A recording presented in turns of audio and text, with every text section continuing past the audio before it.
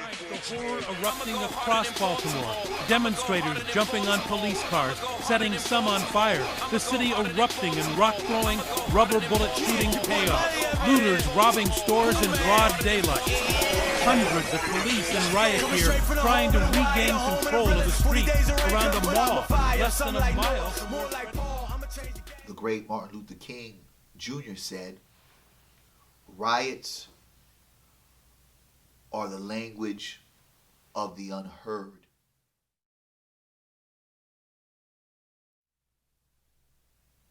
Who's next? I start off with that MLK quote because I think a lot of times when things go down, the submissive black person or the black persons that believe we shouldn't riot, we shouldn't fight back, or the white people that want to get involved and say, well, Martin Luther King was peaceful, they forget there was another side to Martin Luther King. So I have to say that. I had to say that quote to let people understand that those that are on the streets are those who aren't heard. Here we are again.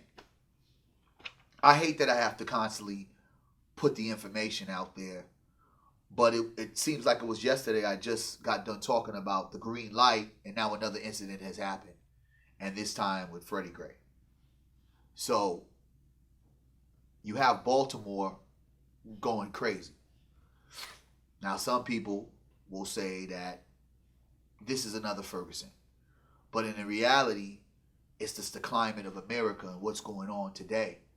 When you're so oppressed, when people are so oppressed, this kind of anger and this rage comes out.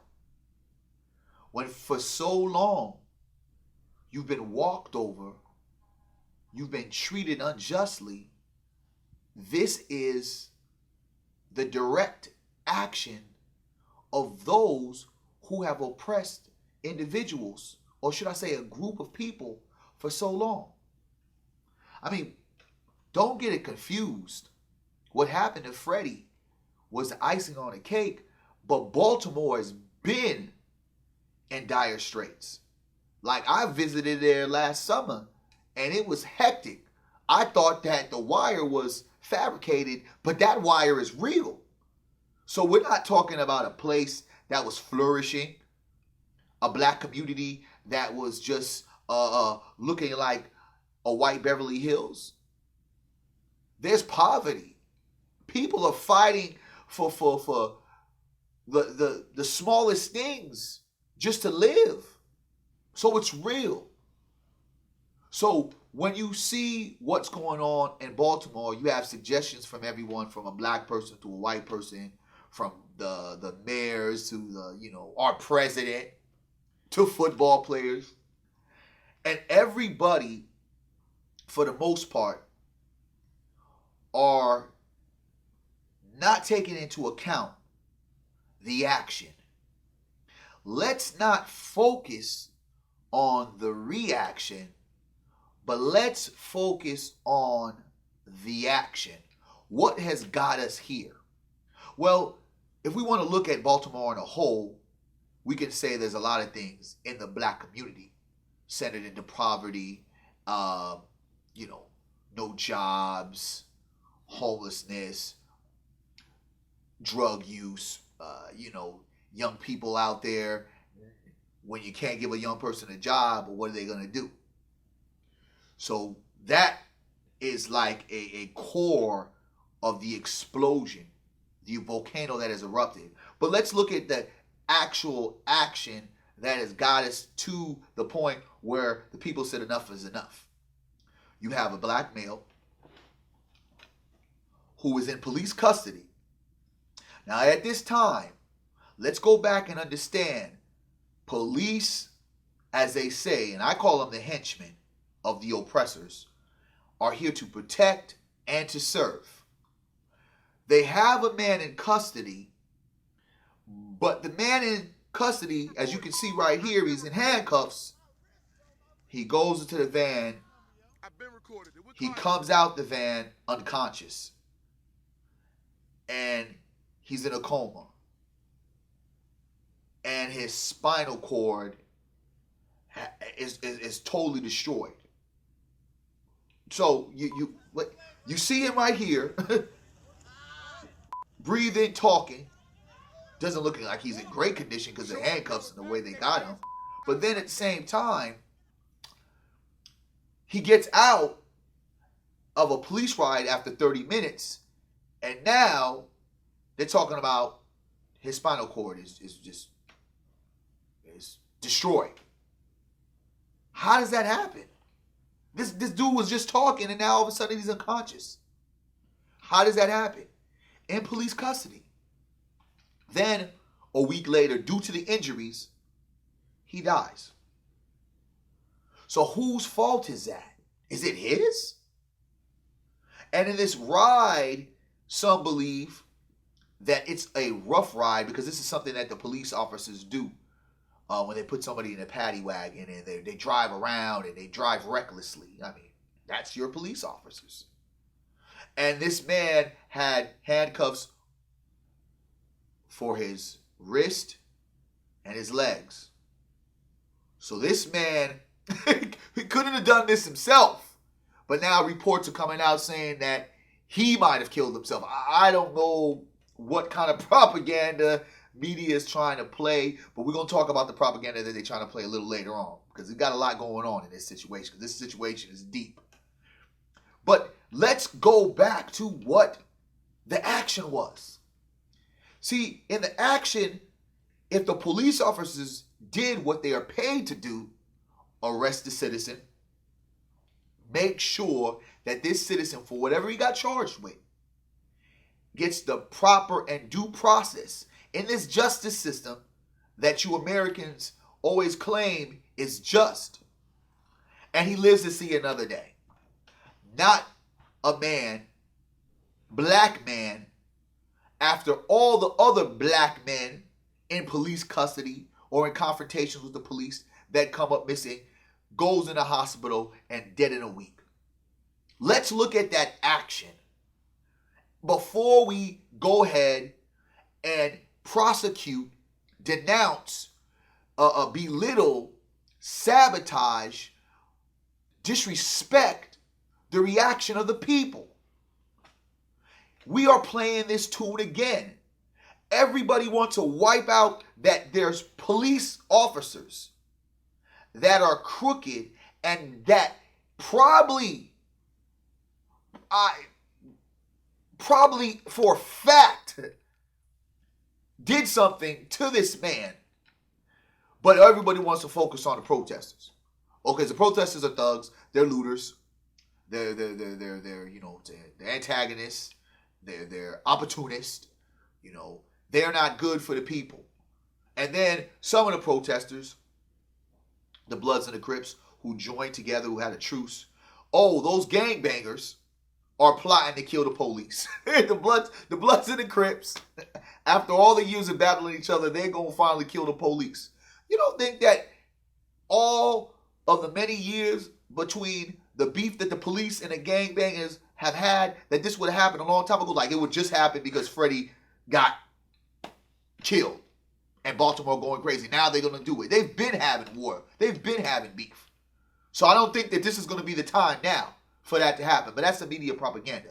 But again, you have everybody speaking out and denouncing the actions of the people in Baltimore for burning up some cars, burning up some buildings, looting, rioting.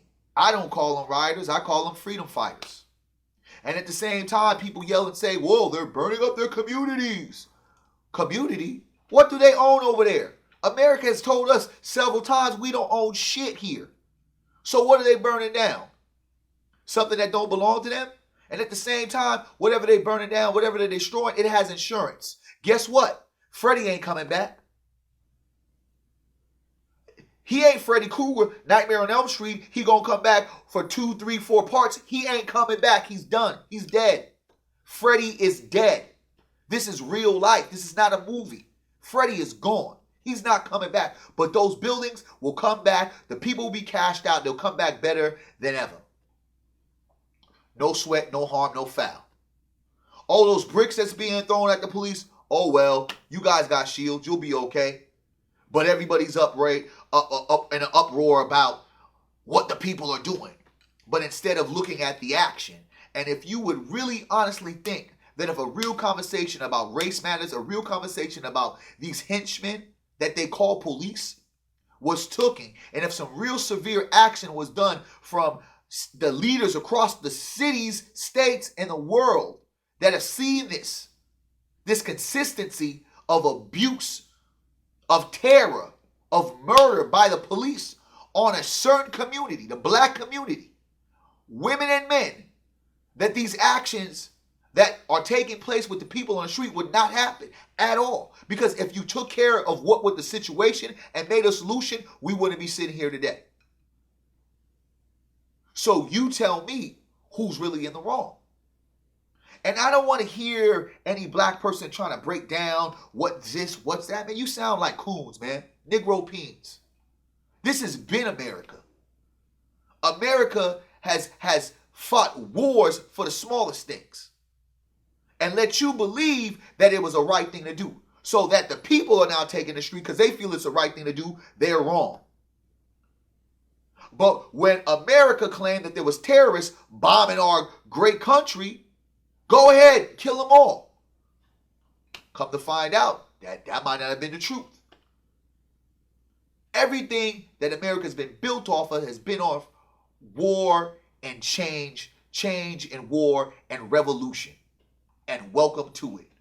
Because you cannot continue to be oppressed. You can't continue to say that what's going on is okay until you're finally pissed off. And I say to the people that are constantly saying what they would not do, if it happened to your family member, if it happened to your child, what would you do? What would you want me to do? What would you want those people to do? You're going to go post something on Facebook? You're going to go rant on Twitter? You're going to say, well, MLK said this? Well, I already told you what he said earlier. So you have to understand that though I'm not saying violence is truly the way, killing black people constantly ain't the way either. I ain't heard nobody say nothing about that.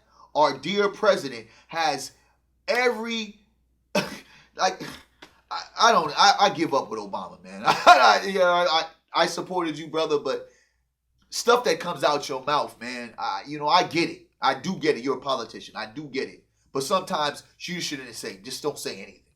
Because all you're doing is the people that you truly feel, or people that feel that you represent, ain't feeling what you're saying, man. And that mayor talking about the people are disrespecting those thugs. You talking about your people are thugs, Mayor. Your people. So I ask you, Mayor, what are you doing for your people? Before they were thugs, they were voters that you needed to vote you in. And I understand you upset, but you should have kept your dogs in check. You should have kept the henchmen in check.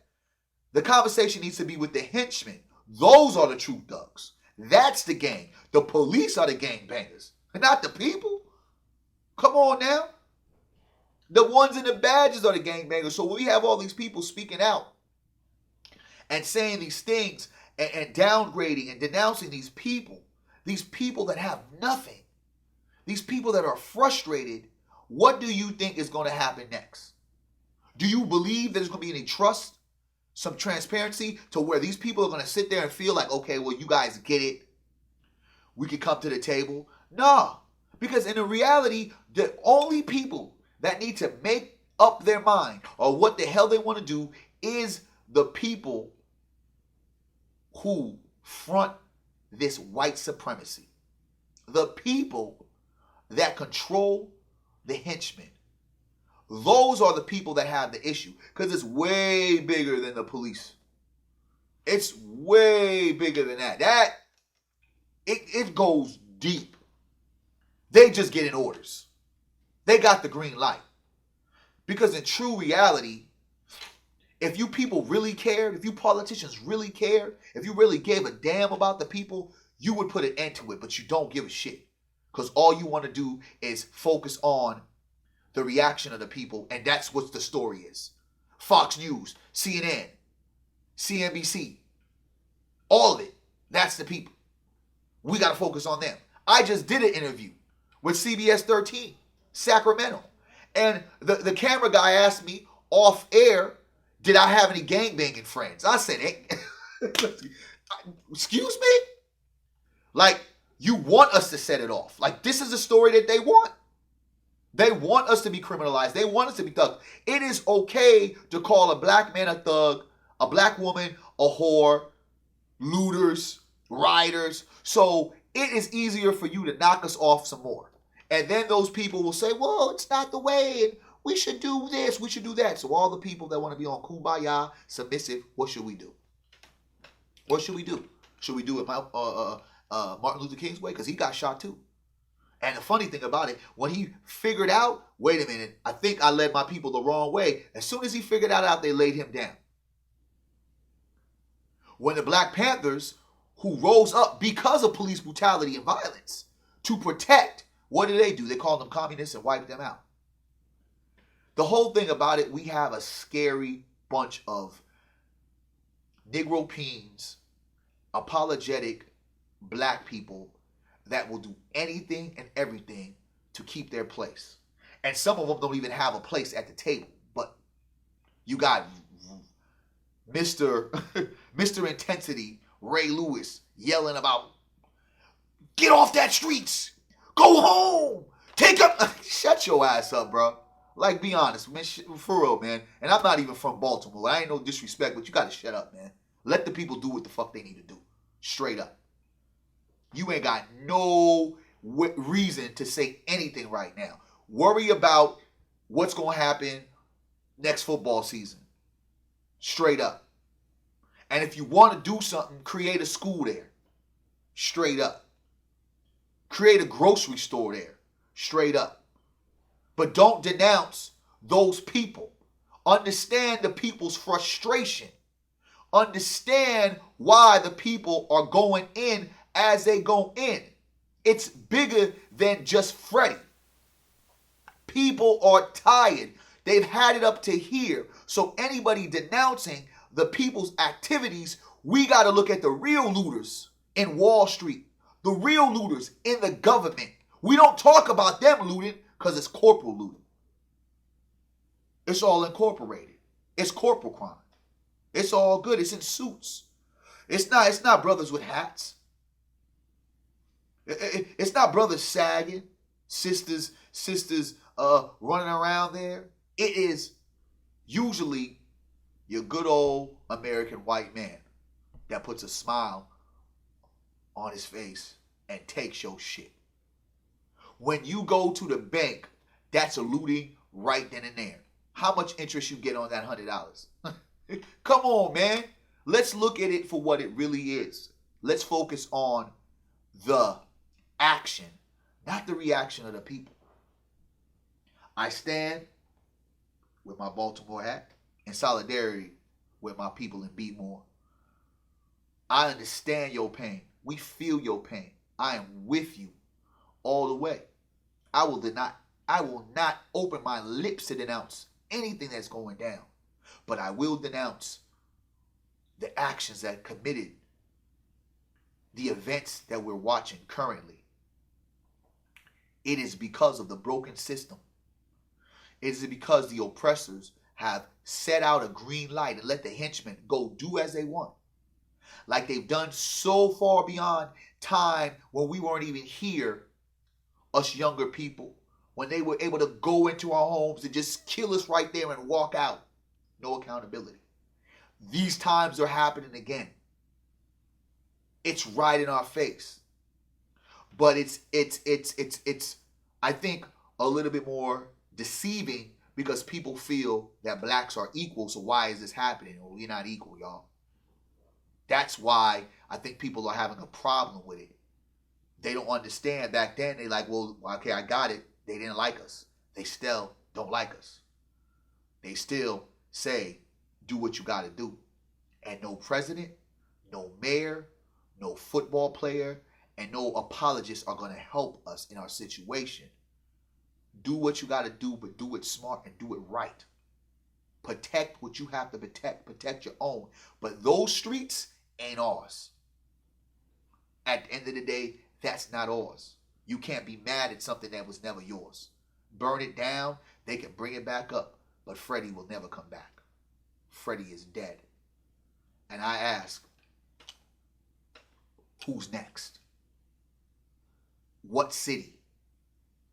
Am I going to be next? Will it be my daughter? Will it be your child? That's what we have to now ask ourselves. As black men and women in America, who's next? That's a scary feeling. Because every time we try to get up, they try to hit us back down. And when our people, our own people, don't understand, but give reasoning and pretend like what we're doing is more insane to them what they're doing, that's the problem. But when the Kentucky Wildcats basketball team lost against Wisconsin and all those college students ran out there rioting, looting, thugging, gangbanging, America was silent. A pass was given. Another black male murdered after other black men have been murdered, after other black women are murdered. We're thugs, we're goons, we're gangbangers, we're rioters, we're agitators. No, we are the people, and we are broken, and we are here to fix this broken system by any means necessary. Be more. Salute. Happening now, breaking news. Violent protests, running street battles breaking out of Baltimore after the funeral for Freddie Gray. Rioters pelting